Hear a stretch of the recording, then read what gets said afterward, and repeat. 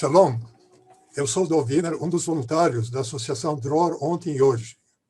A associação foi estabelecida inicialmente para comemorar os 60 anos da Aliado Dror e do estabelecimento do Kibbutz Bror Hayil. De lá para cá, criamos um arquivo com milhares de documentos e fotografias, publicamos livros e iniciamos um projeto de coleta de biografias de veteranos de todos os movimentos juvenis, para documentar suas vivências e contribuição ao Estado de Israel. A Associação Dror Ontem e Hoje também está trabalhando com o Centro de Memória do Museu Judaico de São Paulo para digitalizar, catalogar e prover acesso ao acervo dos movimentos juvenis curados pelo CDM. Provemos livre acesso a toda essa documentação pela internet. A pandemia é a razão que nos leva a realizar eventos online para divulgar a multiplicidade de opções que jovens judeus brasileiros de todos os movimentos juvenis escolheram optar aqui em Israel. Hoje, inauguramos o ciclo sobre inovação em Israel. Israel é muito estimado pelo seu desempenho inovador. Inovação é parte do DNA do país. O Technion foi fundado em 1911 e o primeiro kibbutz em 1909. Como curiosidade, quero lembrar que no sumário do confronto com a recente pandemia, o presidente Rivlin lembrou que o sucesso de Israel deve muito a Kupat Holim, o Fundo de Seguro-Saúde Universal. É uma inovação estabelecida por iniciativa do Berl Katzenelson, líder do movimento trabalhista, em dezembro de 1911. O presidente também lembrou sua oposição, no decorrer de toda a sua carreira política, à Histadrut e à Kupat Holim. Agora, a inovação em Israel não deixa de ser problemática. O relatório para os anos 2018 e 2019 da Autoridade de Inovação de Israel menciona, e eu cito, o potencial econômico e social inerente à inovação de tecnologias avançadas israelenses permanece amplamente não realizado. O relatório menciona que, entre outros fatores, isto se deve à marginalização de setores substanciais da população e à concentração geográfica em torno de Tel Aviv. Por isso, decidimos começar esse ciclo sobre inovação com um tema que faz parte do confronto com os problemas da sociedade israelense, o kibbutz urbano. Os kibbutzim urbanos se estabelecem em cidades de desenvolvimento ou em bairros periféricos. Eles se constituem para lidar com problemas de integração na sociedade israeli e se ocupam em educação formal e informal, desenvolvimento comunitário, as artes como meio de fortalecimento individual e comunitário, movimentos juvenis e atividades afins. O movimento trabalhista perdeu a hegemonia política em Israel, mas ele plantou raízes profundas na cultura israeli, que continuam a dar bons frutos. Eles se expressam na música, na literatura, na dança, novas formas de comemoração de eventos da tradição judaica, a ligação ao ambiente e à natureza, mas também em instituições, por exemplo, os movimentos juvenis, formas de serviço militar a serviço da comunidade, nas faculdades de educação, na Histadrut, os sindicatos, na Sociedade de Proteção à Natureza, no movimento kibutziano, que demonstrou resiliência e conseguiu superar a crise dos anos 90 e em outras instituições. Hoje teremos a oportunidade de ouvir 3 jovens brasileiros do Abonim Dror, que fizeram aliar há pouco tempo e estão dando seus primeiros passos para estabelecer um kibbutz urbano em Jerusalém, o que por si é interessante e ousado. Aproveito para agradecer às instituições que nos apoiam em parceria, como o Museu Judaico de São Paulo, o Instituto Cultural Judaico Marc Chagall de Porto Alegre, o Instituto Brasil-Israel, a Federação Israelita de Pernambuco, a Casa de Cultura Abonim Dror do Rio de Janeiro, o Abonim Dror Brasil e o Abonim Dror Olami. Uma menção especial ao Tito, Dr. Avraham Milgrom, que organizou o painel sobre o kibbutz urbano. E agora passo a palavra a Daniela Kersh, que é jornalista há 3 décadas.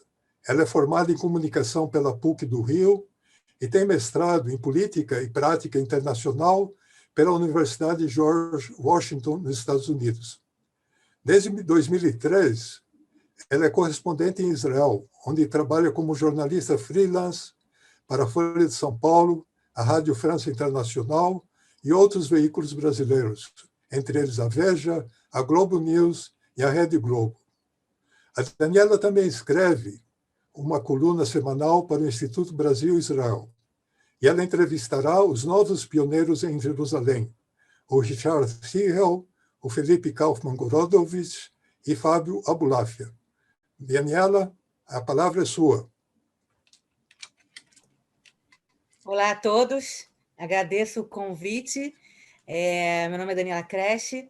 Eu não fui do Dror, mas eu fui do Shomer Hatzair.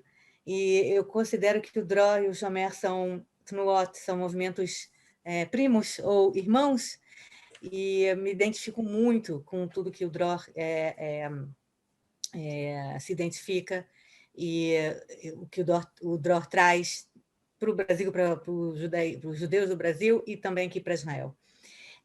E esse painel a gente vai conversar um pouco sobre o que é kibbutz ironi, ou kibbutz urbano em português.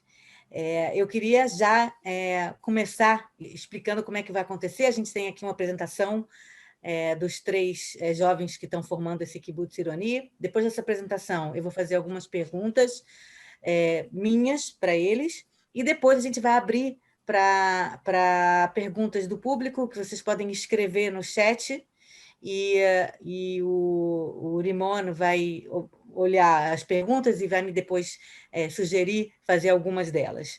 E no final a gente vai abrir para quem quiser ficar mais um pouquinho conversando, e a gente vai terminar o evento.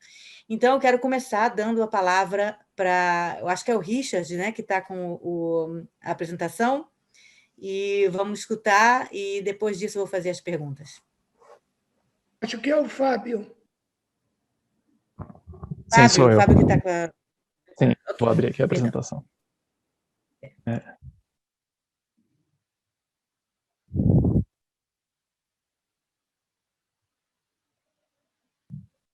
Todo mundo consegue ver? Sim. Então, primeiro, boa noite, boa tarde, enfim, bom dia para todo mundo. Eu sou o Fábio e nos foi pedido para fazer uma pequena apresentação inicial do que seria um kibbutz urbano e do que é o nosso kibbutz urbano especificamente, o nosso projeto.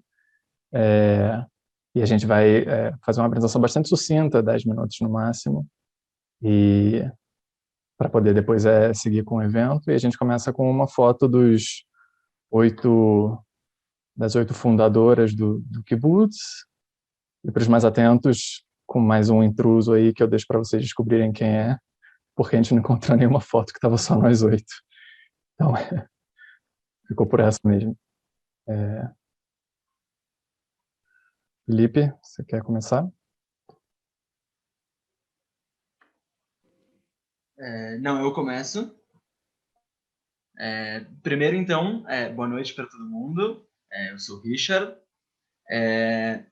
Fazer um panorama muito rápido aqui, só para a gente entender, já que a gente está falando da construção de um kibbutz urbano, é importante primeiro entender o que é um kibbutz. Então, de uma forma muito sucinta, o kibbutz ele é um modelo coletivista, né? Um modelo de vida coletiva de uma comunidade. Tradicionalmente, ele é agrícola.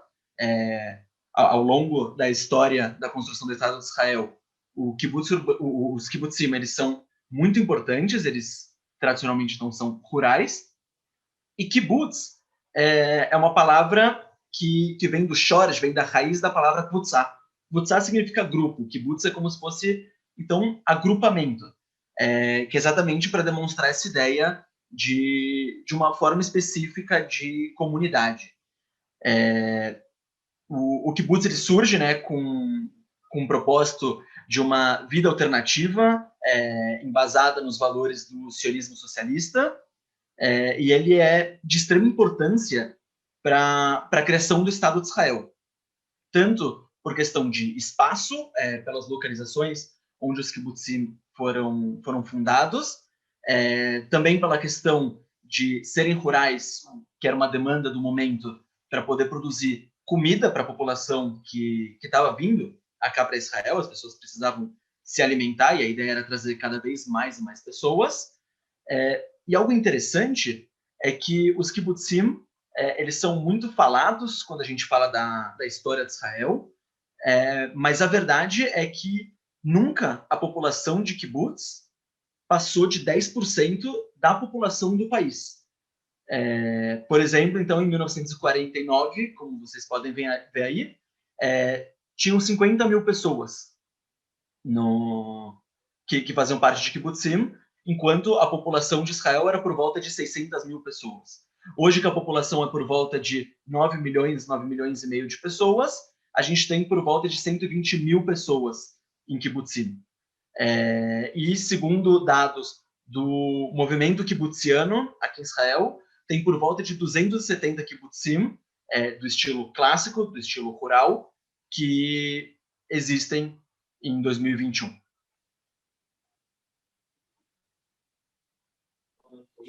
Oi, pessoal. Boa noite, boa tarde. Eu vou fazer um pouco um panorama de como é a situação dos kibbutzim urbanos, quando surgiram, o que é isso, e um pouco uma comparação em relação ao kibbutz clássico agrícola, que acho que é mais familiar para mais gente. Mas primeiro eu queria falar que é bem legal estar nesse espaço, muita gente conhecida pessoalmente, muita gente conhecida dos livros de história da Tnoá. Já vi um Vitório, imagino que seja Vitório Corinaldi, o Shmuel Yerushalmi, o Tito Milgram, que foi quem escreveu um desses livros de história da Tnoá. Então, Suzana de Brohai, bem legal estar nesses espaços. Mas, enfim, os kibbutzim urbanos, os primeiros, assim, surgiram nos anos 80, um pouco em parte como uma resposta à crise dos kibbutzim, que começaram a entrar em crise. Não vou explicar toda essa parte histórica, mas tanto econômica quanto ideológica, e surgiram um pouco como uma resposta a isso, mas não como uma crítica ao modelo clássico, senão como mais uma alternativa, ou seja, de levar a ideia, a possibilidade de uma vida coletiva, uma vida em kibbutzá, também para a cidade. Essa ideia, essa possibilidade de empreendimento foi aumentando, a partir dos anos 2000 se torna um pouco mais comum, e hoje, apesar disso ser bastante descentralizado, ou seja, não tem uma organização central a qual todos os kibbutzim urbanos são uma coisa oficial e são filiados, como no caso dos kibbutzim agrícolas existe, mas já existem vários, assim, são dezenas, já na casa das centenas, dos poucos milhares de membros no total. E eles também passaram, nos últimos anos, por um processo de aceitação dentro do próprio movimento kibutziano. Ou seja, claro que muitos são totalmente independentes e nem têm esse interesse, mas para muitos que buscam, hoje em dia existem sim kibbutzim urbanos que são reconhecidos oficialmente como kibbutzim pelo movimento kibutziano. Isso desde 2018, faz bem pouquinho tempo. E uma coisa interessante também é que a ideia de vida coletiva em Israel, ela é uma coisa razoavelmente comum, assim, não necessariamente no modelo de kibbutz, seja agrícola ou urbano, mas uma ideia de vida coletiva. Isso vem muito também da base dos kibbutzim, vem muito de Tnuat Noor, né? Tnuat Noor, movimento juvenis na diáspora, já são uma coisa muito forte dentro das comunidades. Aqui em Israel, a gente está falando de dezenas de milhares de pessoas por Tnuá, assim, tem centenas de milhares de jovens que participam de Tnuá, e todas as Tnuot, sem exceção, independente do campo ideológico, valorizam a ideia de fortalecer grupo, de criar uma kvutzá. E então existem muitos marcos em Israel onde pessoas moram em comunas, isso também no ano pré-tzavá, isso é muito comum. Tem Tnuot que tem projetos de não só o movimento juvenil, mas de continuar uma vida no movimento para mais velhos, então se chama de Tnuot Bogrim, onde também existem muitos kibbutzim. Existe um grupo, por exemplo, chamado Magala Kibbutzot, que centraliza alguns kibbutzim urbanos, algumas comunas, e que tem algumas atividades em conjunto, em lugares diferentes do país. Então, tem fazendas ecológicas que não são kibbutzim, também não são na cidade, mas também é um modelo que tem, vou dizer que é comum, mas que tem algumas em Israel, também são um modelo de vida coletivo. Então, essa ideia é relativamente comum na sociedade israelense, o que é interessante também, contribui para o fortalecimento de kibbutzim urbanos. E aqui a gente tem uma tabelinha com um pouco uma comparação que a gente tentou fazer para entender melhor o que forma o kibutz urbano. Mas é bem importante falar que, enquanto o kibutz clássico agrícola tem uma definição clara, o que é reconhecido, não é? O kibutz urbano é uma coisa muito mais vaga, a definição. Ou seja, a gente, por exemplo, a gente resolveu se chamar assim, ainda não é uma coisa nada oficial. Mas a gente tentou listar aqui alguns pontos. Um deles é a influência sobre a sociedade. Então, o kibutz clássico, ele produz, tem produtos agrícolas, ele tem indústrias, lá dentro do kibutz, está produzindo, isso contribui muito para a sociedade. Além disso, também é uma nova comunidade, uma nova sociedade que surge e um pouco, de certa forma, isolada da sociedade maior, e serve como exemplo ali, de uma vida coletiva. O kibutz urbano, ele é um pouco o contrário, né? Ele tenta estar ali no meio, no centro do dia a dia da cidade e agir diretamente em projetos de transformação social, estar junto com movimentos sociais, isso tudo dentro da cidade. Em termos de institucionalização, eu já falei que os kibbutzim agrícolas têm uma centralização muito mais organizada, enquanto os kibbutzim urbanos não. O tamanho dos kibbutzim agrícolas também, pelo menos ainda, é muito maior, e muitas vezes os kibbutzim urbanos, em parte por falta de vontade, em parte pelo pouco tempo, raramente passam disso, na casa das dezenas, assim, e raramente passam de 100 pessoas. Às vezes são algumas casas, às vezes são muitas casas dentro de um bairro, às vezes é um prédio, às vezes é um lugar que tem um pátio central, assim, muita gente mora em volta. Muitas vezes é formado mais por jovens também por ser uma coisa recente, também porque ainda não tem um modelo tão definido de família. Então, tem muitos kibbutzim urbanos onde as pessoas já estão um pouco mais velhas, já têm filhos e criam suas famílias ali dentro da comunidade, e muitos onde ainda não. Em termos de produção, o kibutz agrícola, ele gira em torno da produção, do trabalho produtivo, e funciona um pouco como uma cooperativa, onde todos os membros são donos, hoje em dia cada um num certo nível.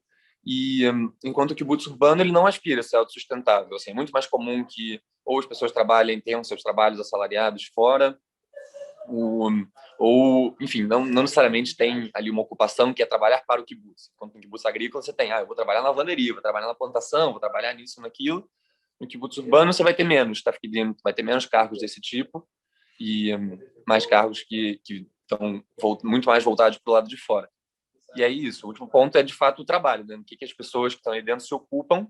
E enquanto no kibutz agrícola a produção ela é cooperativa, tem uma importância maior, especialmente historicamente, hoje em dia, nem todos, mas do vínculo com a terra, de todo mundo trabalhar na terra, do valor do trabalho, não tem a ver com o que você está produzindo, e sim com, enfim, o valor do seu trabalho é o valor do meu valor como trabalhador, como parte dessa comunidade, não depende do que eu estou produzindo. E nos kibbutzim urbanos, o modelo de trabalho varia muito de kibutz para kibutz. Por exemplo, nas Tnuot Bogrim, que eu falei, é muito comum que tenham Messimot e que as pessoas estejam envolvidas no trabalho das Tnuot Noor. Então, tem uma organização central de Tnuot Noor que distribui o orçamento e cada um é responsável. Eu sou responsável por essa sede desse lugar. Eu vou ser Madrid, vou fazer uma capacitação aqui, fazer um projeto novo aqui e ali. Isso acontece em alguns casos. Tnuot Noor movimentos juvenis, para quem não conhece o termo. Sim, obrigado. Se eu exagerar nas palavras em hebraico, vocês, por favor, me parem, façam essa correção como o Dal fez. Obrigado. Vou tentar não falar. Messimot são tarefas. É o nome que se dá, às vezes... Missão, perdão. Não é tarefa, também missão. Então, o nome que se dá para esse tipo de trabalho, temos uma messimá, temos uma missão coletiva e trabalhamos juntos nisso. Muitos trabalham, de fato, assalariado em algum empreendimento totalmente externo ao kibutz, como é o nosso caso, todos nós.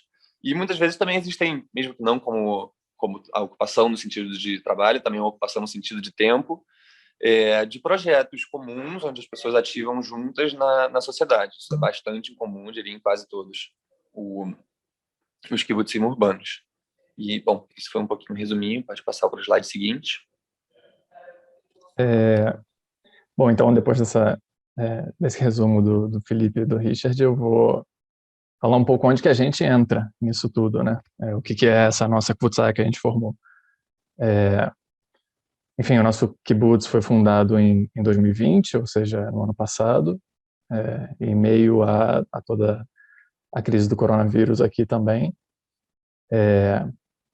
Nós somos hoje 8 Haverim, todos Olot Hadashot de Tnuot diferentes. Tem gente do Abonim Dror, gente do Echalutz Lamerhav, que é uma Tnuot da Argentina e do México, gente do Anor Hatzioni, e também tem uma membra que não foi de Tnuot.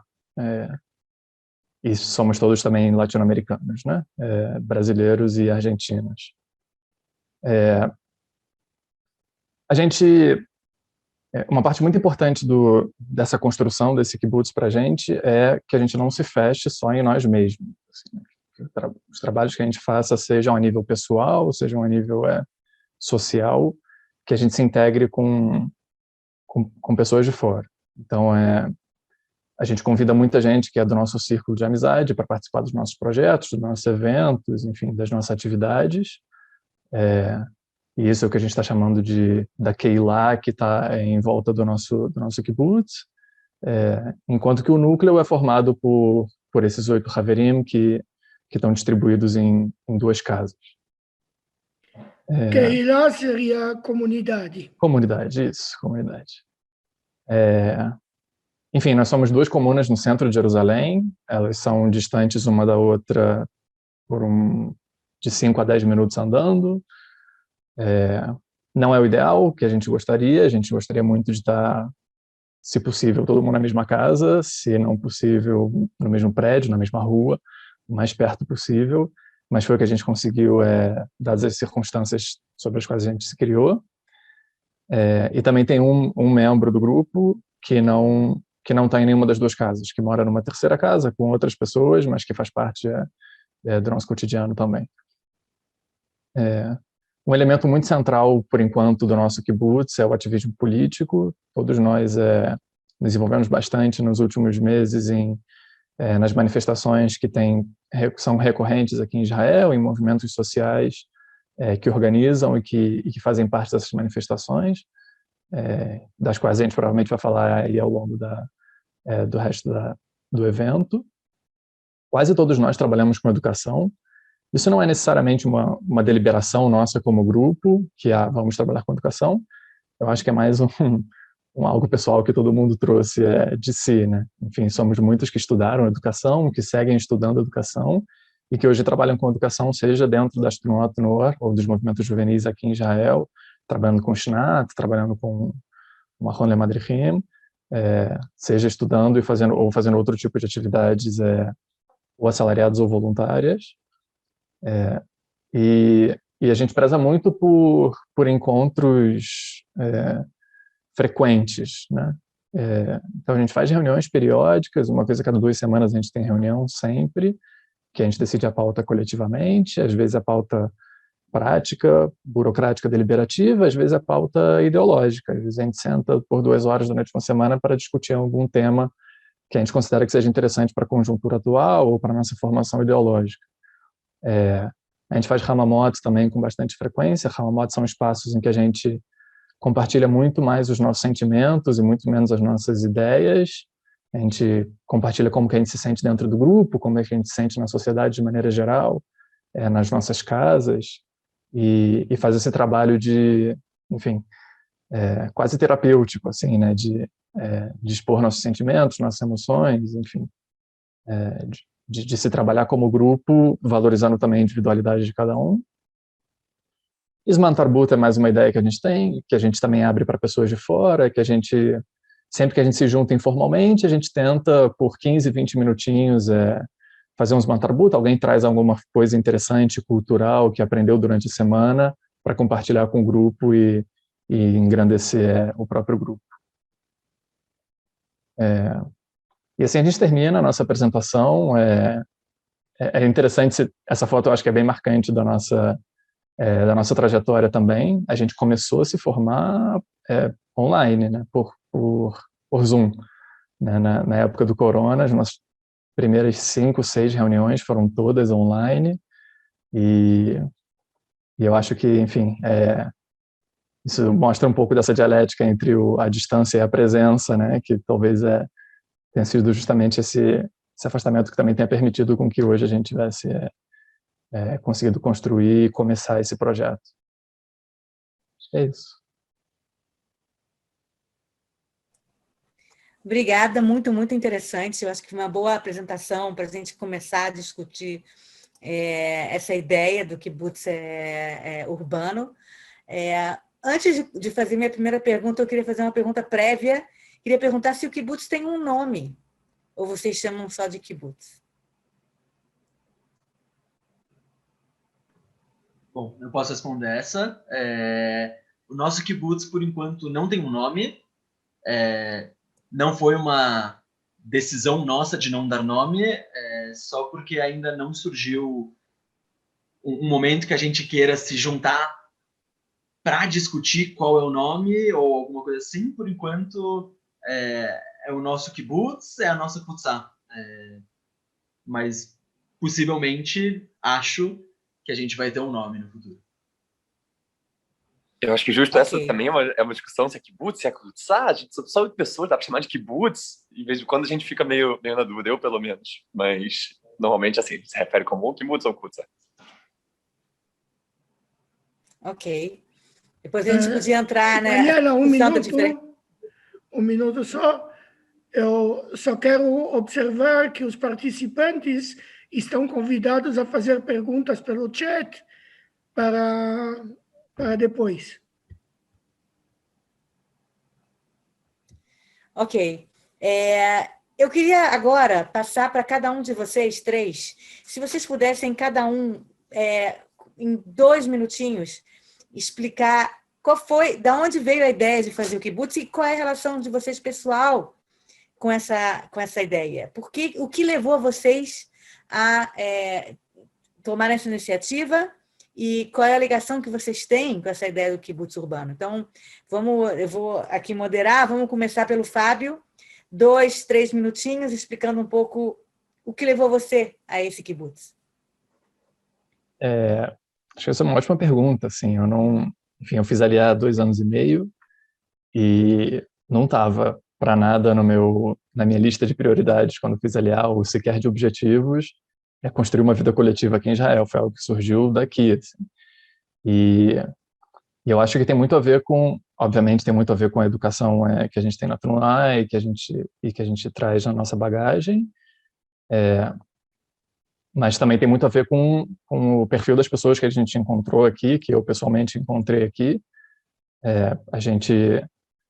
Enfim, a vida coletiva sempre foi apesar de não ter sido um objetivo meu ao fazer aliá, sempre foi algo que esteve presente na minha cabeça, enfim, na minha vida. Inclusive, participei de projetos no DROR no Rio que se relacionaram com isso. E aqui me pareceu muito mais espontâneo do que realmente um projeto assim ideal que viesse desde uma preparação muito profunda. Assim. Ela veio muito de conversas, da necessidade também de... Enfim, quando você faz aliá, quando você muda, você talvez esteja um pouco mais aberto a tentativas diferentes de vida e como o Felipe falou, aqui em Israel é muito mais comum esse tipo de vida coletiva, e eu acho que tem tudo a ver com a minha ideologia de maneira geral.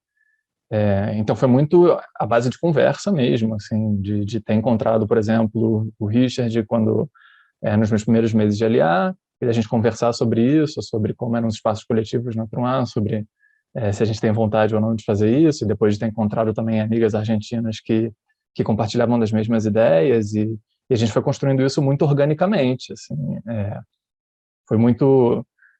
o que eu acho bastante positivo, inclusive, né, porque é muito menos baseado em protocolos alheios à nossa experiência pessoal e muito mais baseado em quem somos nós, em quais são as nossas aspirações. Então, eu acho que foi uma junção disso tudo, e eu acho que as condições aqui de Israel também permitem isso, né? Porque, enfim, todos nós estamos longe das nossas famílias, então a gente já estaria morando sozinho mesmo, então por que não se juntar com amigos que compartilham das nossas ideias e tentar construir algo coletivamente, né? Então, acho que passa muito por aí. Vamos lá, Richard, sua vez, conta aí. Bom, na verdade, para mim, sempre foi uma questão a ideia de morar de uma forma coletiva. Eu acredito muito na potencialidade de viver de uma forma coletiva. Eu nunca fui uma pessoa de gostar da ideia de seguir a vida considerada tradicional na maior parte da sociedade, que é a de encontrar uma pessoa, casar, ter filhos, ter uma casa e que isso seja a minha vida coletiva, só o meu núcleo familiar. Eu acredito em algo muito maior, eu acho que é possível e, inclusive, acho que é melhor de uma forma geral. E, por isso, não faria sentido eu acreditar em tudo isso e não ter isso para mim. E aí veio a questão de existem os kibbutzim, mas, por outro lado, eu queria continuar morando na cidade, eu queria continuar morando num lugar urbanizado. Eu sou de São Paulo, uma cidade gigantesca, para bem e para mal, e eu senti essa necessidade das duas coisas, a cidade e a vida coletiva. E desde o comecinho da minha Aliyá, eu cheguei aqui no começo de 2018, eu já estava trabalhando com a Tnuá, com o Abonim Dror, aqui em Israel. Bom, as questões de ideologia ficaram na minha cabeça e pensando, e agora o que eu vou fazer? Como eu vou colocar isso em prática? Eu não posso mais ficar postergando, esperando, um dia eu vou fazer. E aí, em muitas conversas, a gente começou a achar pessoas que também queriam, também pensavam nisso, só não expunham, porque não falavam muito disso, porque não é o normal. E a partir do momento, eu lembro um dia que eu cheguei em casa, o Fábio vinha bastante na minha casa, a gente conversou sobre isso, e a gente viu que era uma ideia que podia valer a pena. Com certeza a gente ia encontrar pessoas que tivessem dispostas a serem parceiras na nossa vida, na nossa ideia, na nossa jornada. A gente começou a perguntar para muitas pessoas e com isso a gente foi se organizando, mas de uma forma bem orgânica. Não é que a gente publicou no Facebook, alguma coisa assim. A gente perguntou para quem já era nosso amigo, já era nossa amiga e foi dando certo. Ok, agora, Felipe, você. Sim, eu também vou começar. Tem o Fábio falando de motivos de fazer LA. Eu vim para cá, especialmente eu fui de nós 8, o último, junto com mais uma. Nós dois chegamos, a gente não se conhecia quando a gente chegou, mas chegamos em janeiro de 2020 e eu fiz a LA, já queria fazer LA há mais tempo, pensando muito em também questões pragmáticas, qualidade de vida e tudo mais, mas principalmente por poder preencher minha vida com mais elementos que fossem ideologicamente coerentes com o que eu acredito. E então eu cheguei muito já com essa perspectiva. E disso fazia parte tanto, por exemplo, eu ter chegado e logo buscado assim na rua, ver alguém distribuindo flyer e ia falar com essa pessoa. De que movimento você é? O que é essa camisa? O que você está fazendo? Me bota num grupo, não sei o quê. Então, de buscar esse tipo de ativismo social a nível um pouco mais macro, então instituições que fazem isso e tal. E também muito pela formação que eu tive na Tnuá, sempre foi muito simpático a ideia de uma forma de vida coletiva. No Shnat a gente tem projeto de viver em comuna, em diversos momentos da Tnuá a gente fala disso. Eu já tinha tido uma tentativa de um pessoal que fez ali em 2015, da Argentina, do Uruguai, do Dror, fazer, e durou algum tempo também. Enfim, acho que, para mim, pelo menos, que vim para o Shnat justo nesse ano, foi de certa forma, uma inspiração. Outros projetos que surgiram depois. Então, um assunto que a gente falava bastante na Tnuá. Então, eu logo que cheguei não estava procurando isso, ou seja, estava procurando, não sei, me estabelecer e tal, a questão do ativismo mais para fora, a nível macro, estava buscando, mas aí logo depois o Richard e o Fábio, que eles já conhecia do Brasil, vieram falar, a gente tem mais um pessoal, a gente tinha falado há um tempo de fazer talvez um kibutz urbano, morar numa comuna, não sei o quê, e agora estamos voltando a falar a falar disso. O que você acha? Eu falei, espetacular, vamos. E justo, então, ou seja, essas reuniões que a gente fazia por Zoom, eu ainda estava no centro de absorção.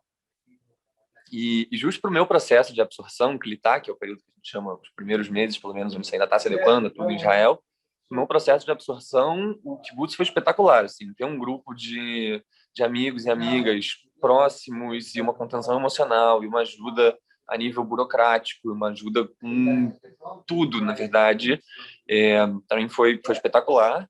E não só nesse nível pragmático, apesar de também, mas é isso. Acho que o kibutz, para mim, é uma oportunidade ótima de poder unir o ativismo ideológico, o ativismo na sociedade, no nível macro com o nível micro. Então, para mim, é isso. Também é importante, além de me conectar com lutas sociais que acontecem para fora, de buscar contatos dentro da sociedade palestina, de entender o que acontece lá, de entender qual é a situação dos trabalhadores em Israel, de também, na minha casa, sentir que, ok, os bens ali dentro são comuns, e agora mais de uma casa. No nosso caso, acho que essa sensação é muito boa, e unir esse micro e macro, para mim, é o principal, assim, do kibutz. Ok, maravilha. Eu queria perguntar um pouco mais sobre o dia a dia do kibutz. Como é que vocês como é que é um dia típico, digamos, no kibutz? Queria perguntar isso e que vocês respondessem um pouco contemplando também a ideia como é que se manifesta a questão da igualdade dos membros do kibutz? Como é que os recursos do kibutz são divididos? Cada um trabalha em alguma coisa e dividem o salário igualmente? Eu queria, então, saber um pouco como é que é o dia a dia do kibutz e como é que essa igualdade, se existe, como é que ela se manifesta. Quem é que vai responder? Eu acho que eu posso começar falando do dia a dia e depois o Richard ou o Felipe falando da divisão econômica. Enfim, é um pouco difícil falar de um dia a dia normal do kibutz, não pelo kibutz, senão pelo todo o contexto da pandemia que teve, porque a gente só está começando a reabrir as coisas recentemente, mas assim, todos nós temos nossos trabalhos, temos nossos estudos, enfim, todos nós, enfim, fazemos essas coisas de jovens e assim, grande parte do nosso dia é tomado por essa cotidianidade também, né? Por essas exigências. Eu acho que o diferencial ele está nas brechas, né? Nas lacunas. Então a gente, por exemplo, muitos de nós participamos mais do que semanalmente de atividades políticas. Nós três e mais uma de nós fazemos parte de um grupo que toca percussão em manifestações, então a gente ensaia toda semana e toda semana tem pelo menos uma manifestação, então a gente também está lá. A gente se encontra com bastante frequência, seja aqui na nossa casa, né, minha e do Richard, seja na casa onde o Felipe mora, então a gente tem esse também compromisso coletivo de estar sempre se encontrando, de estar sempre, enfim, conversando, compartilhando. A gente tem uns espaços em que a gente compartilha nossos sentimentos e nossas emoções provocadas, enfim, por toda a conjuntura e processa e trabalha isso, o que também eu acho que é algo não tão comum, né? Enfim, nem todo mundo consegue, quando chega em casa, ter, enfim, a oportunidade de ter um espaço seguro, psicológico, sentimental também para compartilhar, enfim, para processar tudo o que passou ao longo da semana, ao longo dos dias. E a gente tem as nossas reuniões, né? Que são marcos mais formais mesmo. Isso faz parte também do nosso cotidiano. Seja para decidir qual vai ser a próxima casa que a gente vai morar, seja para decidir se a gente quer construir um manifesto do kibutz ou não, seja para conversar sobre como a gente quer fazer do nosso consumo de produtos um consumo mais consciente, enfim, tudo isso todos esses debates também fazem muito parte do nosso cotidiano. Então, acho que nosso dia a dia é meio tomado por enfim, por essas ideias que estão no ar, e até as nossas atividades cotidianas, trabalho, estudos, também acabam sendo permeados por isso, né? Enfim, quando eu estou na faculdade, tendo uma aula sobre educação em alguma coisa, eu associo rapidamente a qualquer projeto nosso do kibbutz ou a qualquer ideologia nossa do kibbutz, porque as coisas estão conectadas de maneira holística na nossa vida. Ok, quem quer falar um pouco mais dessa questão de como é que os recursos são divididos, etc. Richard? Eu posso falar. Eu vou falar uma parte, vou deixar para o Felipe falar outra, porque... bom, vou explicar por quê.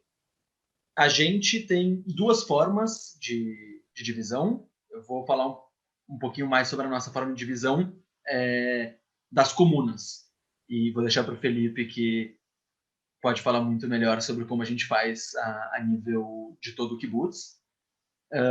Cada comuna, a gente acabou decidindo que para os produtos de dia a dia, para como funcionaria a nossa rotina, seria melhor que cada comuna se organizasse da sua própria forma, porque tem um número diferente de pessoas, as casas são diferentes, o nível de consumo acaba sendo diferente. Então, não sei, aqui pode ser que a gente queira pedir pizza uma vez por semana, e pode ser que na comuna do Felipe nunca queiram pedir comida de fora, por exemplo.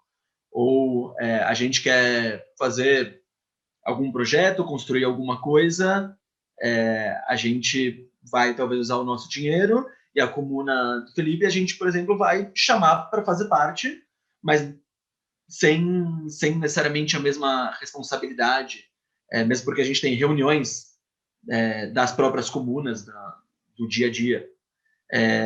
Então eu vou falar um pouquinho mais como funciona aqui na nossa comuna, minha e do Fábio, e deixo para o Felipe explicar como funciona na comuna dele e a nível de toda a futsal.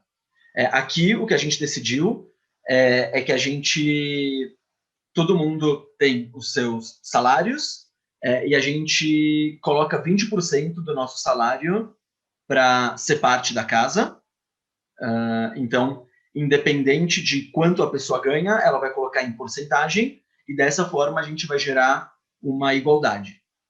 A gente tinha duas opções quando a gente pensou. A primeira é dividir tudo igualmente, isso é uma forma de igualdade, e a outra é dividir as coisas proporcional ao quanto cada pessoa ganha, para tentar separar um pouquinho a ideia de, se eu trabalho em algo que me paga um salário pior, eu tenho que abdicar de algumas coisas que talvez sejam importantes para mim. A ideia é, ao máximo, tentar separar a ideia de salário com a própria vida, como a gente faz as coisas. Esses 20%, a gente decidiu fazendo algumas contas, e a gente viu que isso era suficiente para pagar praticamente todas as contas da casa: água, luz, gás, impostos, comida, etc, etc, etc.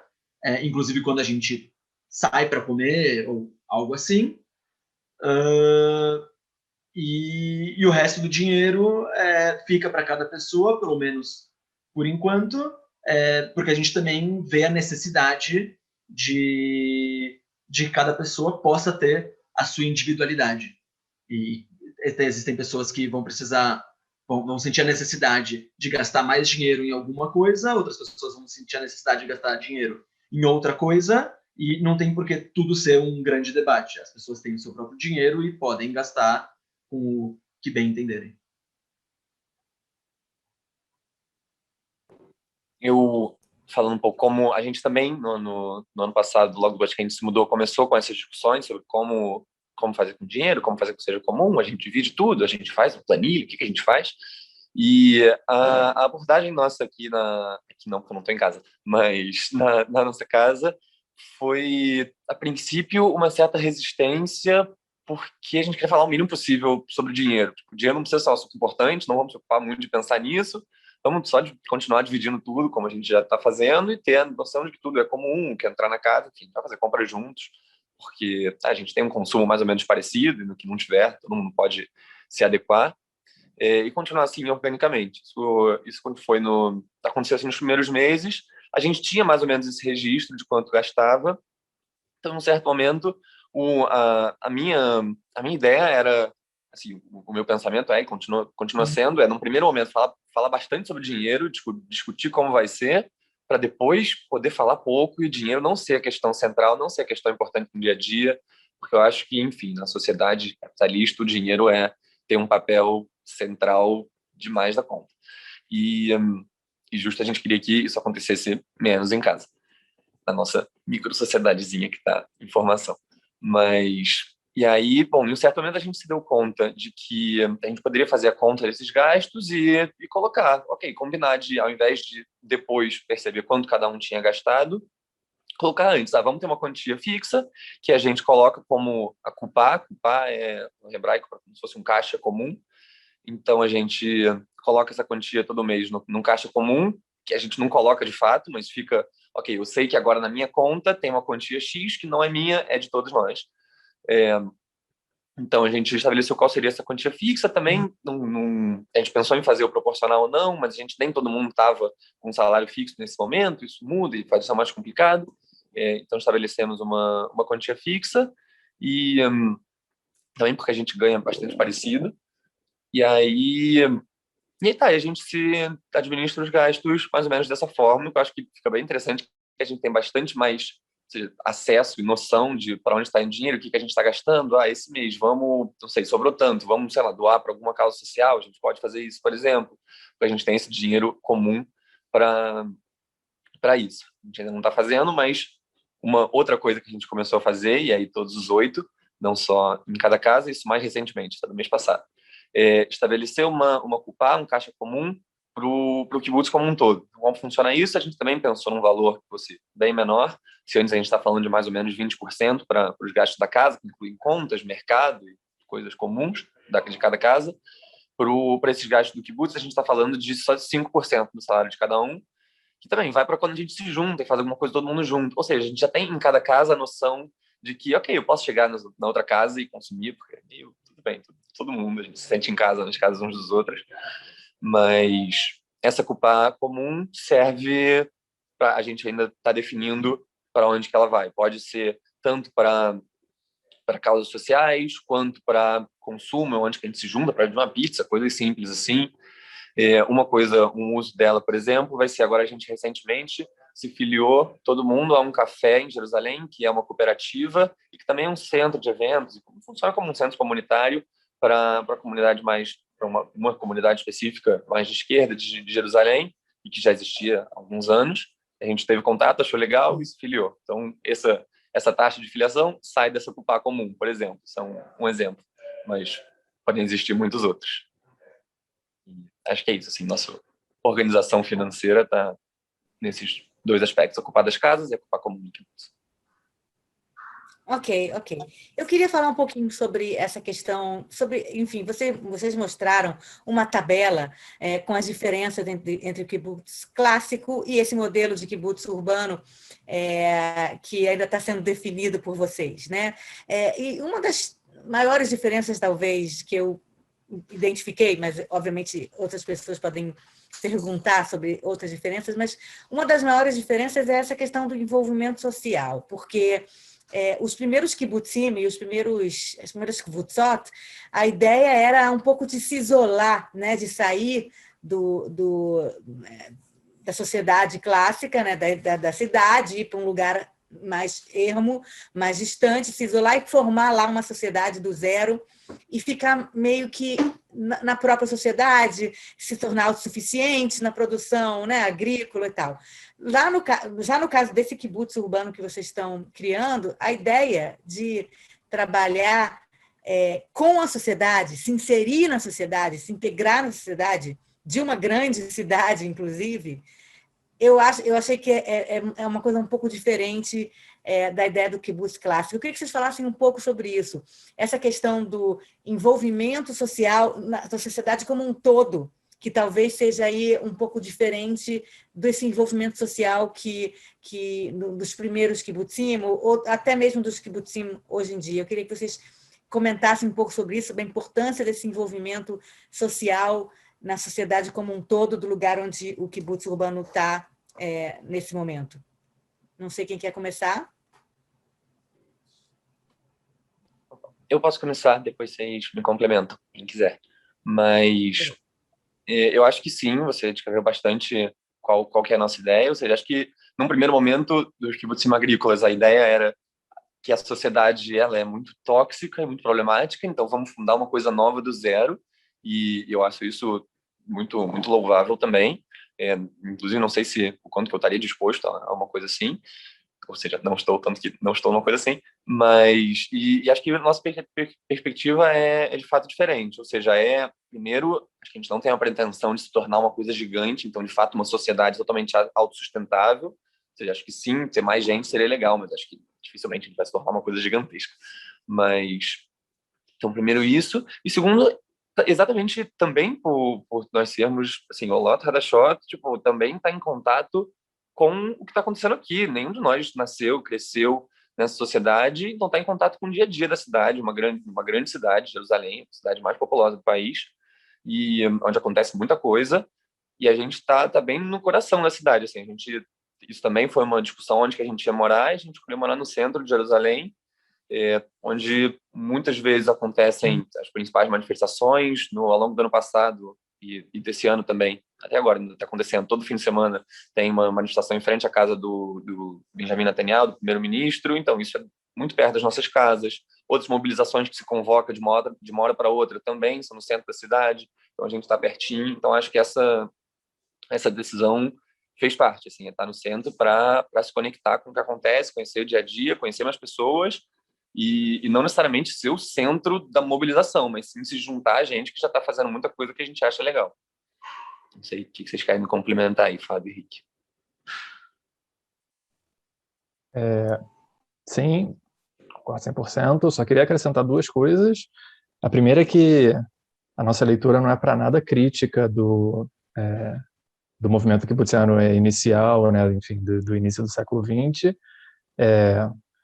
Inclusive, a gente considera como uma continuação da leitura que eles tiveram, né, no sentido da leitura sionista da construção do kibbutz, né? Se eles tiveram a leitura de que naquele momento histórico era importante construir e produzir os bens necessários para levantar o Estado, e isso passava por indústria e plantação e agricultura, eles tiveram uma leitura corretíssima no nosso ponto de vista e foi muito bem sucedida. E a nossa leitura é uma leitura da conjuntura atual, que não é a conjuntura pré-estabelecimento do Estado de Israel, nem imediatamente pós. É uma conjuntura completamente diferente, na qual a gente acredita que a nossa melhor contribuição possível para o sionismo é transformar Israel o máximo possível num país igualitário, num país justo, num país que promova a justiça social, porque é isso que, a longo prazo, realmente vai garantir a continuidade do Estado, do povo judeu, enfim. Então, isso também me dá o gancho para dizer que esse envolvimento social, esse ativismo social que a gente se propõe a fazer, ele não é vazio de ideologia e ele não é aberto a qualquer tipo de ideia. A gente tem alguns direcionamentos ideológicos muito claros. Assim. Apesar da gente não ter ainda nenhum manifesto ou nenhuma carta ideológica ou nada nesse sentido, nossas práticas e enfim, nosso compartilhamento de ideias de maneira informal deixa muito claro que a gente marca muita posição em relação a algumas coisas. Então, por exemplo, para garantir que o Estado de Israel siga sendo democrático, para garantir que o Estado de Israel seja justo, a gente é fortemente contra a ocupação, né? Então, terminar com a ocupação é parte frequente das nossas manifestações, do nosso ativismo. A gente também considera a questão ambiental algo essencial, não só para o Estado de Israel, como para toda a humanidade. Então, a gente também se envolve em movimentos relacionados a isso, e a gente também tem hábitos nossos que vão nessa direção, né? Nós somos alguns veganos dentro do nosso kibbutz, a gente tem uma tendência a consumir produtos no sentido ecologicamente mais correto. Então, são essas, também, não sei se eu diria atualizações, mas essas lutas mais recentes que permeiam muito mais o nosso cotidiano, o nosso ativismo político. Se o Rick quiser complementar também. Eu acho que vocês foram bem completos. Tá bom, eu então eu acho vou que... jogar uma outra pergunta. Vou jogar uma outra pergunta, vai ser a última. Alguém quer falar? Felipe, você quer Não, falar alguma continua. coisa? Eu vou jogar então uma última pergunta minha, depois a gente abre para as perguntas. Já vi que tem acho que 5 ou 6 perguntas. O Rimon está dando uma olhada nas perguntas, mas acho que não tem tantas assim, eu posso ir passando pelas perguntas que tem, não tem tantas assim. Mas eu queria perguntar, então, minha última pergunta por enquanto, depois eu vou mediar a pergunta dos outros do público. Tem O também que vocês perguntas, consideram que vai ser... tem também perguntas Sim. que chegaram a mim por privado, por comunicação privada. Então, coloca, por favor, no chat aqui mesmo. Pode botar aqui Tá. no chat que eu vou lendo. O que vocês vão considerar que é sucesso na realização desse projeto, né? Qual seria o momento em que vocês diriam, ok, era isso que a gente queria, a gente chegou no nosso objetivo, né? Qual é o objetivo de vocês e quando vocês diriam era isso que a gente queria? Quem se habilita? Eu posso começar respondendo. Acho uma excelente pergunta e a verdade é que, para começar, a gente não tem, como o Fábio já falou, a gente não tem um manifesto nosso, um estatuto, algo que diga exatamente qual é o nosso objetivo. A gente tem, sim, nossos posicionamentos políticos que são mais ou menos claros para todo mundo. E eu acho interessante porque, aí agora falando um pouco mais também da minha opinião, já que a gente não tem algo formal, eu acho que a gente não chega no nosso objetivo. A gente, sempre que alcança alguma coisa, a gente sempre que a gente consegue construir alguma coisa, ou até mesmo destruir algo que seja ruim, que a gente esteja lutando contra, isso é um passo a mais. Eu acho que simplesmente a gente não tem um lugar que a gente vai chegar e vai poder falar, ufa, finalmente a gente conseguiu isso. Sim, tem etapas, sim, tem objetivos e metas a curto, médio e longo prazo, mas as lutas principais que estão como base do nosso pensamento, elas são de mudanças sociais tão grandes que talvez não sejam nem possíveis de serem vistas com a gente vivo. Não é uma questão de uma ou duas ou três gerações. São mudanças tão profundas para o mundo ser um lugar mais justo, mais correto, onde as pessoas não morram de fome, onde as pessoas não sofram de racismo, onde as pessoas não sejam expulsas das suas casas só porque nasceram num território diferente, ou com uma cor de pele diferente, com outra etnia ou outra religião. Tudo isso faz parte de lutas nossas, que a gente não tem tanto para objetivo necessariamente ver o resultado, mas continuar a luta nesse caminho para que o mundo seja cada vez melhor, e talvez isso seja só uma luta infinita. Mas o fato da gente conseguir transformar o mundo em cada vez melhor já é um sucesso. Alguém quer mais complementar ou posso passar para uma próxima? Ok. Fazer um comentário muito rapidinho sobre isso. Sim, é muito difícil pensar a longo prazo, assim, em relação ao que a gente almeja com o kibbutz.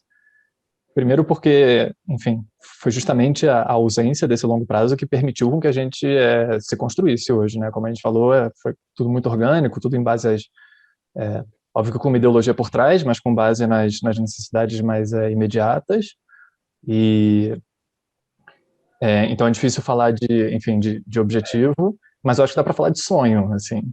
E eu acho que se eu pudesse dizer, sei lá, como eu sonharia que estaria o kibbutz, não sei, daqui a 5, daqui a 10 anos, eu acho que é sem dúvida com mais gente, sem dúvida com mais envolvimento social, com ou sem protagonismo, isso não é necessariamente um pré-requisito, mas no mínimo é participação, e também como referência, né? Eu acho que, enfim, pelo menos é um particular meu, que o kibbutz seja uma referência latina, né, de maneira geral, tanto para gente que já está aqui em Israel, tanto para gente que almeja fazer aliá no futuro, que possa ter no kibbutz uma referência, seja para fazer parte, seja para, enfim, para se envolver como comunidade. Eu fazer um comentário sobre esse final, você falou uma referência latina, acho que vale como curiosidade que aqui em Israel, muitas vezes, assim, a cena de esquerda mais organizada, quem não nasceu em Israel, a maioria das vezes são falantes nativos de inglês, na maioria das vezes dos Estados Unidos ou Canadá, e é isso, acho que também é interessante criar marcas onde a gente possa inserir, de certa forma, a comunidade latina em Israel nesses meios. Acho que isso também é interessante. E eu dividiria assim, a resposta em alcançar objetivos, mesmo que não sejam tão claros, a nível interno, capaz da nossa estrutura interna, com a nível externo. O nível externo é muito o que o Rick falou. Ok, se em algum momento terminar o aquecimento global e não tiver que resolver a crise climática, tá maravilhoso. O mundo chegou num lugar muito bom. Não acho que seja uma vitória do nosso grupinho de amigos, mas acho que tá muito bom. Mas eu acho que ok, contribuir para isso é legal, mas também coisas talvez mais práticas, acho que é manter uma estrutura interna, a gente possa continuar existindo e continuar se mobilizando e se puxando uns aos outros para estar envolvido em pautas sociais que a gente acha importante. Então, se a gente tiver mais gente, se a gente tiver mais casos,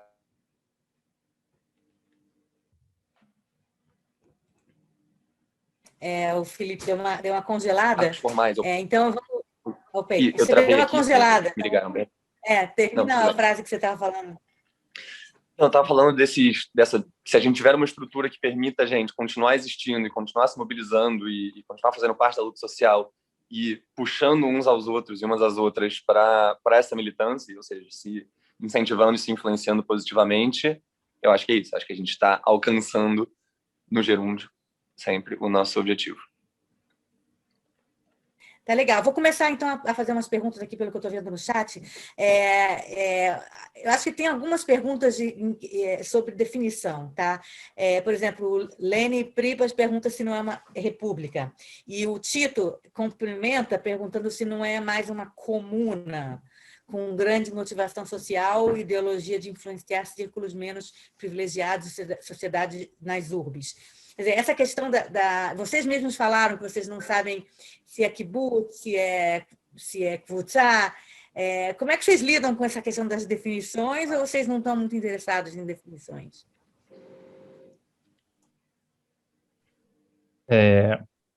Enfim, me complementem depois, mas eu acho que, a princípio, não estamos tão interessados em definições estanques. A gente acha, enfim, sei lá, as primeiras pessoas que criaram os primeiros kibbutzim, acho que estavam preocupadas com a definição, com exatamente o que elas queriam ser.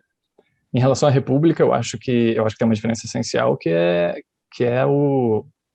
a consciência de grupo, assim, e o projeto coletivo em prol de alguma coisa, né? Que a república não necessariamente tem. A república, enfim, é mais algo ocasional, de muita gente vivendo junto coletivamente ali naquele espaço porque naquele momento particular interessava todo mundo, mas, enfim, não tem uma visão de médio prazo, nenhuma coletividade que junta se constrói a si mesma e também constrói coisas para a sociedade, né?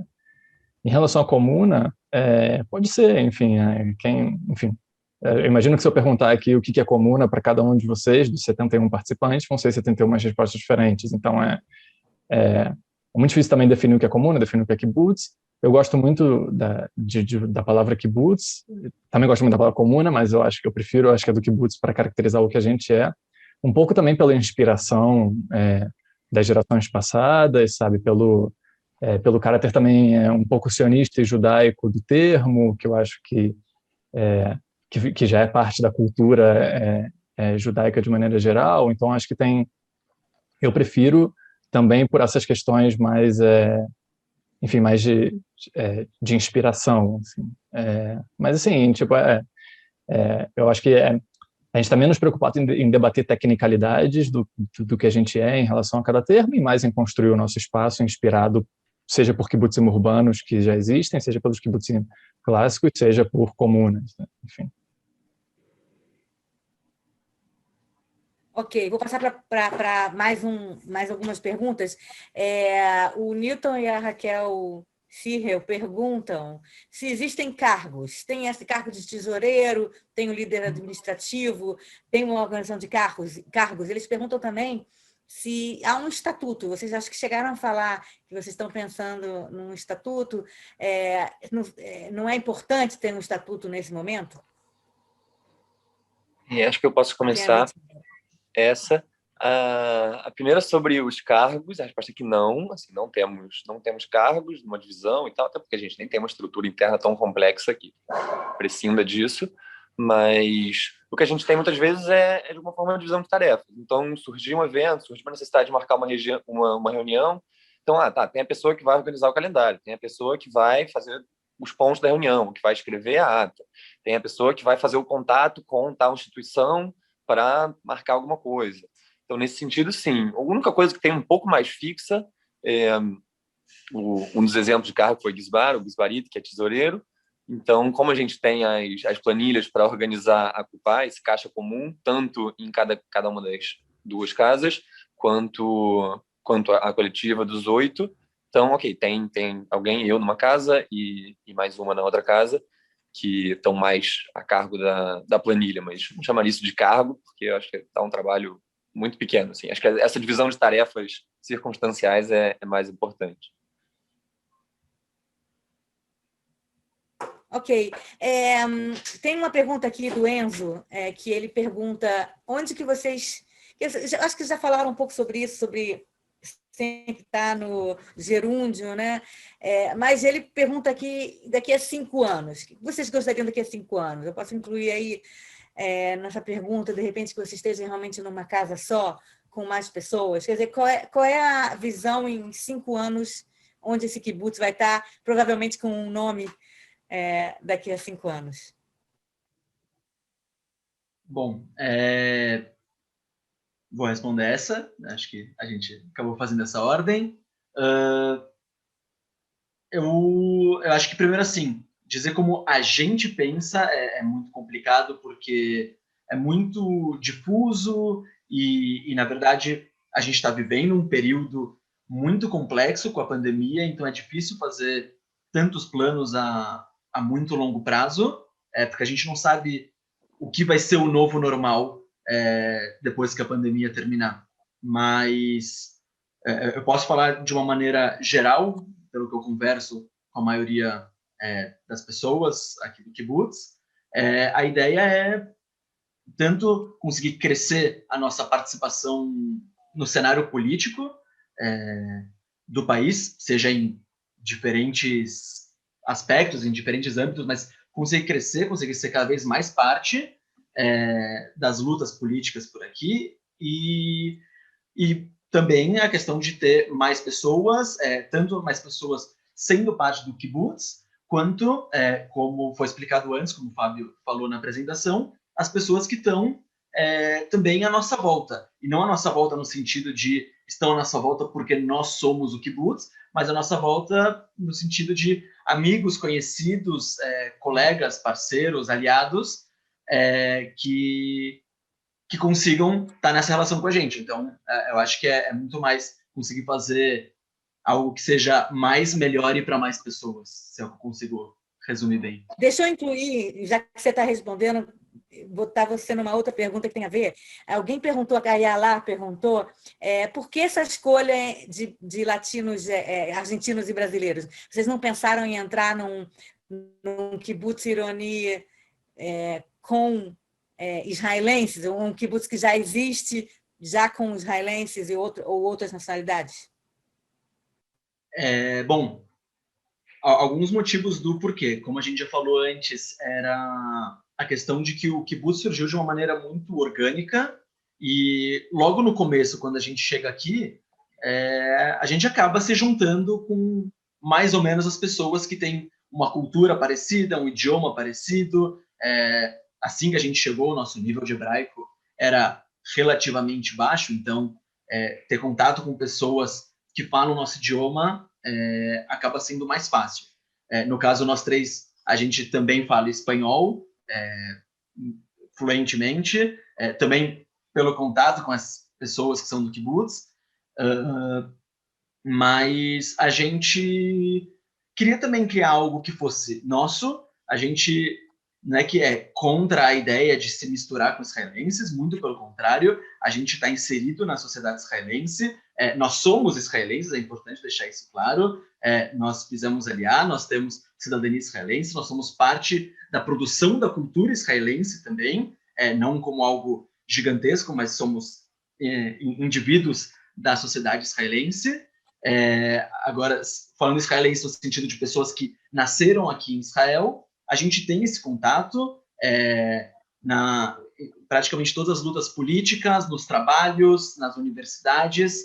A gente tem um contato um contato muito bom com pessoas nascidas aqui em Israel, mas existe também um outro lado, que é gostoso chegar em casa e não ter que parar para pensar em como é a cultura dessa outra pessoa, não ter que parar para pensar em traduções de palavras. Às vezes é só bom eu compartilhar os meus sentimentos, eu compartilhar as minhas emoções, dizer como foi o meu dia, numa língua que eu não tenho que ter mais um desgaste mental, como foi durante todo o dia, e eu posso simplesmente conversar de uma maneira relaxada durante o jantar, por exemplo. Isso acho que faz muito bem para a gente, também a nível psicológico.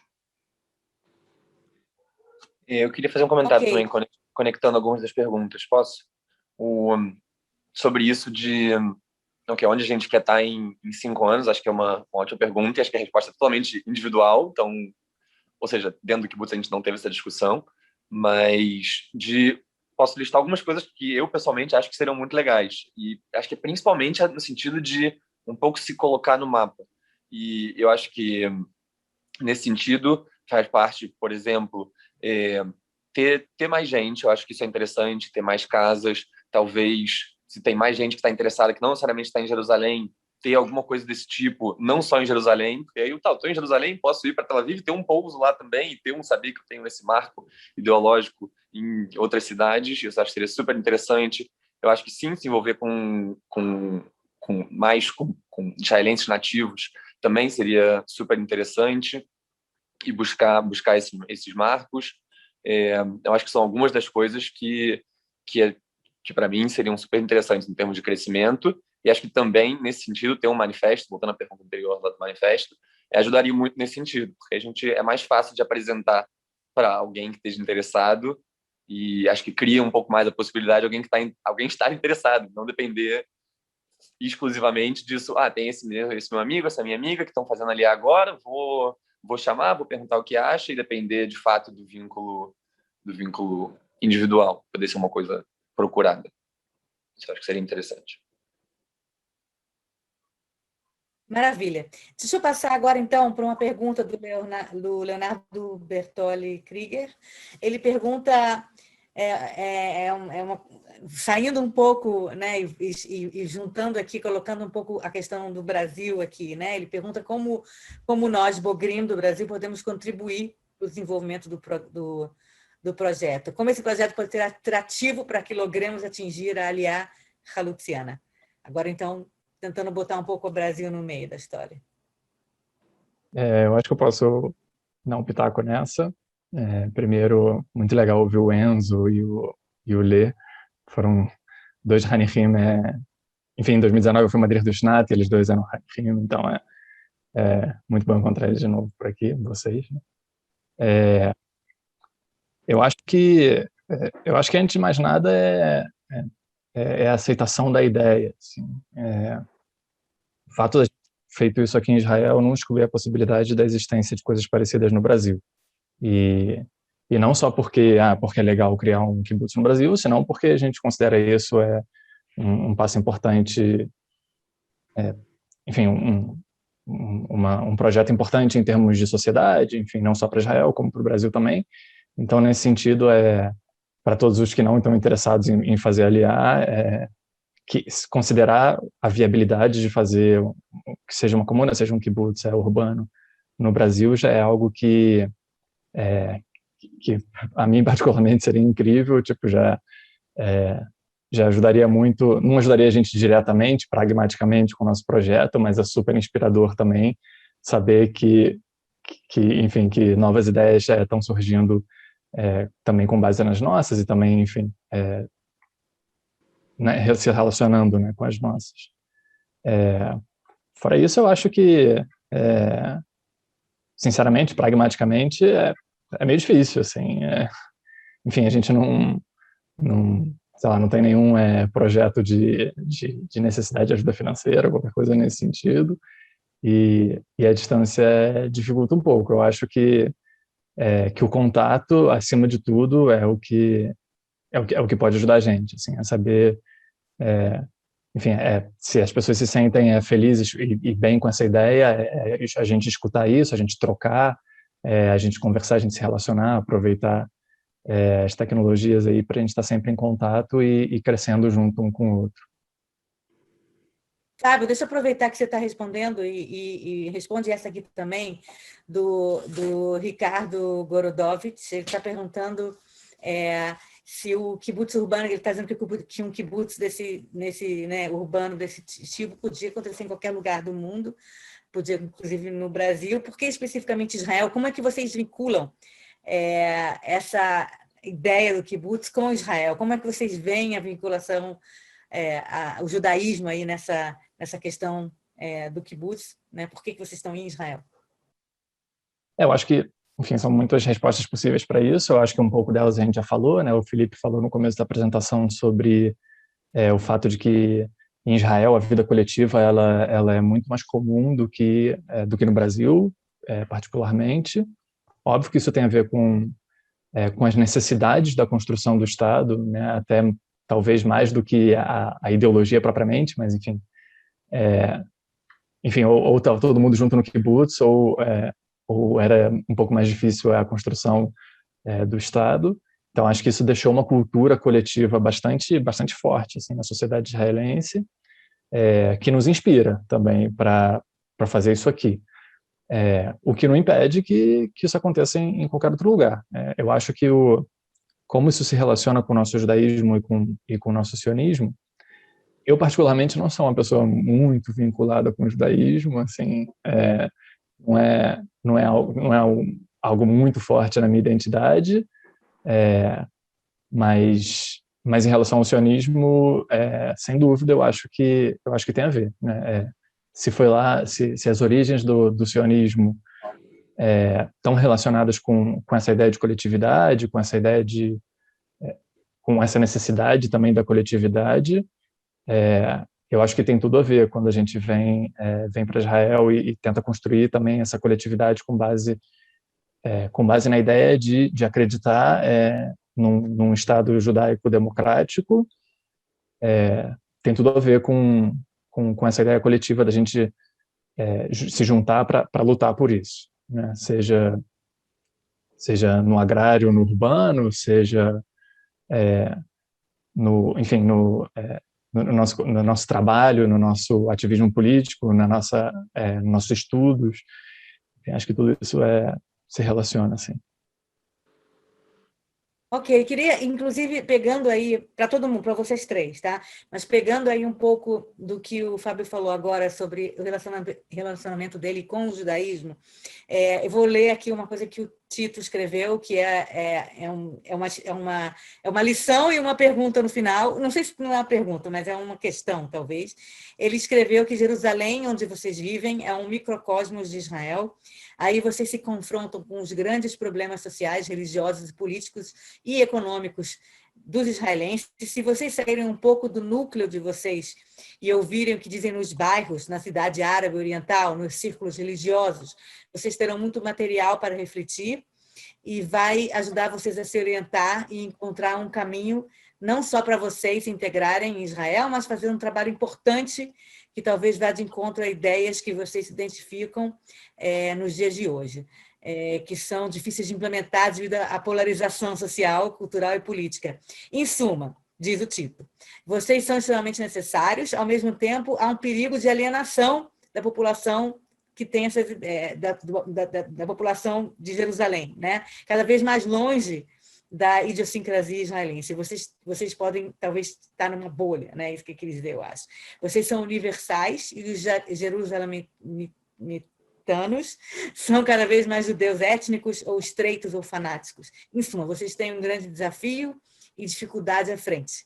Essa é uma boa ideia do Tito, porque vocês estão numa cidade que está cada vez mais polarizada, mais religiosa, mais para o extremo. E vocês estão tentando buscar aí um outro caminho. Não é um perigo de vocês estarem numa bolha, não? E eu posso começar respondendo essa. Primeiro, eu acho super importante esse comentário. Eu acho que a gente, ou seja, sim, de certa forma, está numa bolha, e, na verdade, em algumas bolhas, na verdade. Acho que a gente está transitando em algumas bolhas, muitas vezes.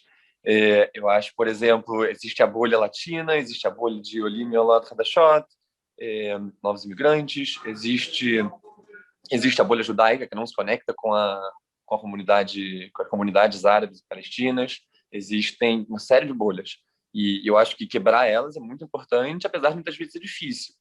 E acho que não necessariamente a gente precisa romper com essas bolhas para sair delas. Então, eu acho válido, na verdade, mais até do que eu achava antes de fazer Aliá, que a maior parte do meu círculo social hoje em dia são latinos, e tem amigos israelenses também, mas os mais próximos e quem eu vivo e convivo são latinos, e possivelmente por algum tempo vão continuar sendo. Mas isso não pode me impedir de buscar laços na sociedade israelense, de nativos daqui. Então, também, além disso, falando da bolha judaica agora, que é uma bolha bastante mais ampla da maioria da população, para mim, me impressiona, tristemente, como as sociedades estão, de fato, muito, muito separadas. Então, mesmo entre as pessoas que estão muito envolvidas em militância e falam muito de parceria judaico-árabe, ainda é difícil ter ciclos sociais comuns. Então, acho que para muitos de nós, apesar de a gente não ter começado a fazer isso, é importante em algum momento aprender a falar árabe. Ou seja, primeiro a gente tem que aprender a falar hebraico, que já é muito difícil, mas eu adoraria aprender árabe em algum momento. E tentar entrar nesses meios, buscar esses contatos. E, citando o próprio texto, como que ele escreveu, conversar com jovens dos bairros árabes, ou alguma coisa nessa linha. Ouvirem o que dizem nos bairros, na cidade árabe oriental, acho que sim. Muito, muito importante. Acho que tanto para a gente, como um grupo pequeno, restrito, quanto para a militância de esquerda judaica de um modo geral. Assim. Acho que é uma coisa que se busca, mas ainda tem muito caminho para andar nesse sentido. Uma complementação muito rapidinha sobre isso, se possível, é que eu acho que a limitação em latinos, ela às vezes potencializa a nossa participação na sociedade mais do que limita. E eu vou dar 2 exemplos. Assim, o primeiro é que está tendo um debate, um movimento social que alguns de nós participamos aqui, sobre a gratuidade da universidade no ano que vem, né, por causa dos problemas econômicos do corona. O que está se pedindo é que a universidade, especificamente a de Jerusalém, a Universidade Hebraica, não cobre as taxas dos estudantes para estudar. E, enfim, as meninas do nosso grupo da Argentina contribuem muito dentro do movimento social com a experiência delas da universidade pública gratuita na Argentina, com acesso universal. Então, isso também se dá em função da potencialidade que o nosso kibbutz proporcionou para a gente conseguir entrar nessas lutas e contribuir também com o nosso background, né, com a nossa bagagem. E é a mesma coisa no caso do feminismo. Assim, elas também, enfim, são 5, as outras 5 participantes são 5 argentinas, que estavam muito envolvidas nas lutas feministas na Argentina, que estouraram com a questão do aborto, e elas também levam muito isso da cultura feminista argentina para os movimentos daqui, né? Então, quando a gente também se cresce, se entende mais como cultura latina, né, e compartilha entre a gente e mantém também, de alguma maneira, essa cultura, a gente também consegue influenciar e dar a nossa pequena contribuição latina para a sociedade israelense.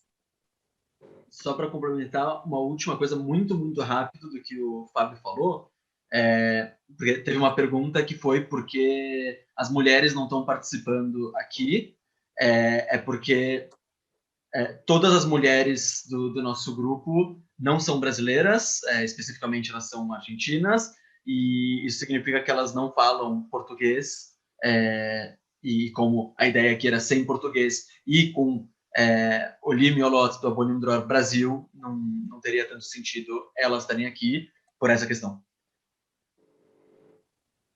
Eu queria só perguntar, por questão de ordem aqui, perguntar para o Rimon e para o Dov, quanto tempo a gente ainda tem? Já são 10h30 da noite aqui em Israel. Como é que vocês querem continuar? Eu acho que está na hora de terminar e nós vamos deixar por mais um tempo tanto o chat como a sessão aberta, e também vamos permitir cada um falar alguma coisa, se quiser. Tá bom, então vamos agora só passar para o Fábio, para o Richard e para o Felipe falarem uma coisa final, que na verdade seria um pouco sobre qual é o futuro do kibbutz urbano, se eles veem o kibbutz urbano como realmente uma substituição ou uma continuação do kibbutz clássico. E, enfim, se despedir. A gente vai deixar isso aberto mais um pouquinho, mas para vocês darem as suas considerações finais. Fábio, começa você.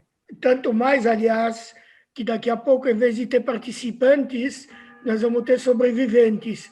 Começamos com 76, estamos em 65 pessoas. Bom ponto, bom ponto. Sim. Está muito bom para 1h30, está muito bom. Muito pouca fuga. Então, primeiro, agradecer imensamente a oportunidade de poder expor nossa experiência, nosso projeto, enfim, nossa vida aqui. Eu queria tocar num ponto que eu acho que ele é muito significativo para mim, assim, em termos desse projeto que a gente está construindo, que é que normalmente quando a gente pensa em vida coletiva, a gente pensa muito em sacrifício do indivíduo, né, em sacrifício do individual em prol do coletivo. E eu acho que o que a gente está construindo aqui, e que muitos kibbutzim também construíram, não segue muito essa linha, ela segue uma linha contrária, que é a linha de que é justamente no coletivo, é pela vida coletiva que eu potencializo minha própria individualidade. Que eu sou mais Fábio, me entendo mais como Fábio, vivendo nessa coletividade, compartilhando meu cotidiano com essas pessoas, com essas ideias, com esse projeto. Então, de maneira alguma, é um sacrifício, é um problema para mim estar vivendo assim. Pelo contrário, eu sou muito mais feliz vivendo nesse ambiente, nesse espaço, nesse projeto, do que eu seria vivendo fora dele. E eu acho que é por isso também que, tentando responder muito rapidamente algumas perguntas que ficaram para trás, acho que é por isso que também que a gente não quer institucionalizar muito alguma coisa, ou padronizar, ou protocolar qualquer regra nesse sentido, porque é essa autonomia que a gente tem, essa organicidade que a gente tem que permite que a gente consiga seguir nessa linha de estar sempre pensando também no social, mas também na gente, né? Também como a gente quer viver de maneira feliz, aliando o nosso cotidiano, nossa vida pessoal, com nossas ideologias, com nossas aspirações políticas, com nossas aspirações profissionais, acadêmicas. Então, eu acho que por isso que é tão difícil responder perguntas como vai ser no futuro, quando vocês estiverem família.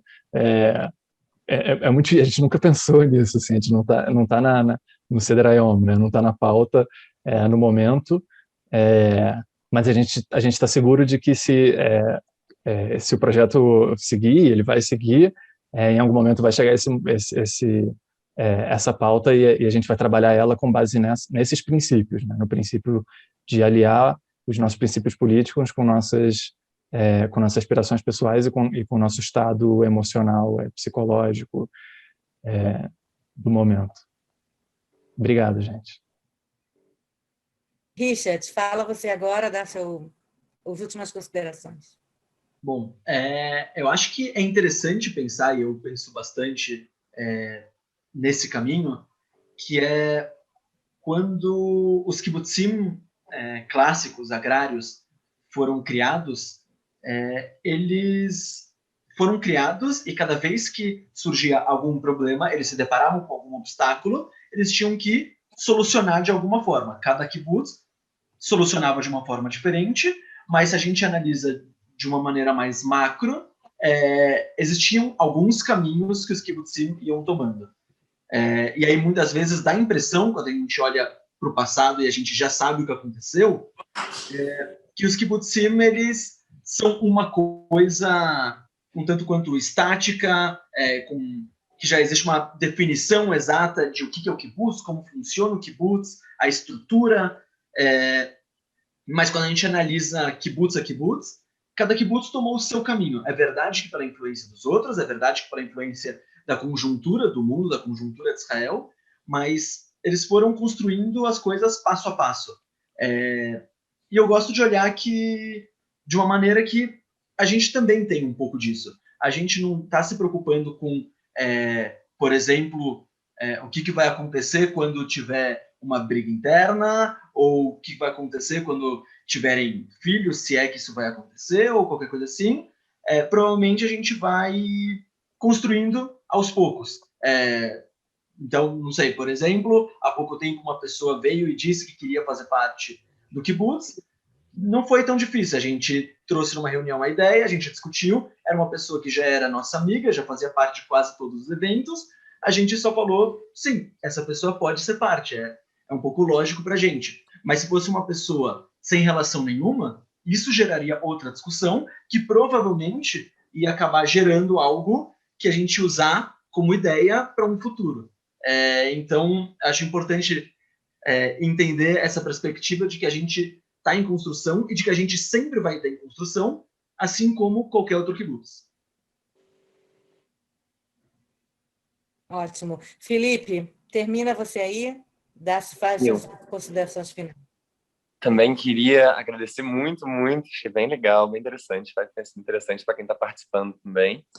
E tanto a oportunidade quanto o contato que isso gera, assim, queria convidar todo mundo para continuar esse diálogo, na verdade. Acho super interessante ter esse diálogo aberto com... A gente falou tanto de se inserir na sociedade israelense, de outros meios e tal, e acho também interessante ter esse diálogo aberto com a diáspora, principalmente com o Brasil. Também acho que é super interessante. Tanto com o Brasil, na parte que conheço um pouco mais, que é a comunidade judaica, um dos Tnuot, dos movimentos juvenis, quanto também, se tiver gente aqui desse mundo, que eu conheço muito menos, que é o da vida coletiva, não necessariamente da comunidade judaica no Brasil. Isso existe. A gente falou de como esse panorama de Israel, no Brasil, eu simplesmente não conheço. Mas existem comunidades coletivas a nível rural e urbano, e movimentos, e acampamentos e tudo mais, e isso seria super interessante, talvez fazer esse contato. Mas, bom, em relação a isso, aspirações para o futuro, eu acho que, na verdade, uma das coisas que me deixa mais feliz e que mais me inspira são as pessoas que vou encontrando para conviver e viver junto. E, enfim, tem uma frase que eu gosto muito, queria citar ela, se eu não me engano, é do Ernest Hemingway, que é um diálogo, na verdade, não uma frase, mas que fala, primeiro pergunta, a quem está nas trincheiras ao seu lado? E responde, por acaso isso importa? E a primeira pessoa responde, mais que a própria guerra. E eu acho que não necessariamente mais do que a própria guerra e tal, mas acho que esse projeto me permite estar do lado de pessoas espetaculares, assim, e conhecer, junto com essas pessoas, outras pessoas também espetaculares, que estão fazendo coisas incríveis na sociedade, que eu acho super significativas, e quero estar junto, quero participar e quero contribuir. E acho que é isso, a oportunidade de ser puxado, de ser incentivado por essas pessoas, e ao mesmo tempo também estar incentivando ali, todo mundo está construindo isso junto, eu acho incrível, assim, acho que pode ser, acho que pode gerar frutos incríveis. A gente, assim, falando do nosso grupo especificamente, a gente já está muito no comecinho, e com certeza, independente do que virá, todo mundo que já faz parte vai continuar seguindo caminhos e fazendo coisas espetaculares. Espero que a gente consiga fazer isso junto e trazendo cada vez mais gente. Assim. Ótimo. Eu só quero me despedir, dizer que eu gostei muito desse debate, de escutar, na verdade, sobre o kibbutz urbano. Eu tenho mais 1000 perguntas, como imagino que todos tenham, mas certamente o Fábio e o Richard vão poder responder perguntas também individualmente, né? Quer dizer, quem quiser falar com eles podem falar. E eu quero dizer que eu fiquei muito inspirada e eu fiquei muito feliz de ver o brilho nos olhos de vocês. E só desejo a maior sorte do mundo e realmente é muito legal você ver jovens. É claro, né? Você tem uma base aí que foi o Dror no Brasil, tal e tudo, mas é muito legal você ver jovens com inspiração, com vontade de fazer uma coisa nova, com vontade de melhorar o mundo, e isso para mim é muito feliz. Obrigada a todos. Agora, Rimon, Dov, se vocês quiserem terminar o evento, com vocês. A nossa premissa, quando criamos a associação Dror ontem e hoje, foi de que a vivência do movimento juvenil sionista no Brasil é uma vivência única, importante e comum a todos. Até mesmo, Daniela, que veio do Hashomer Hatzair, que não é muito diferente realmente da nossa vivência no Dror. E o mais interessante que eu vejo nessa sessão é que em cada geração houve quem fez a sua inovação. E o pessoal agora está fazendo essa inovação do kibbutz urbano. Mas os valores por trás da inovação e a linguagem é comum desde o Vitório, que está aqui com 90 anos, e até os Hanichim da Tnuá no Brasil, passando pelo Felipe, o Richard e o Felipe. Temos uma base comum, estamos na mesma trincheira. Então, boa noite ou boa tarde para quem está no Brasil, a todos.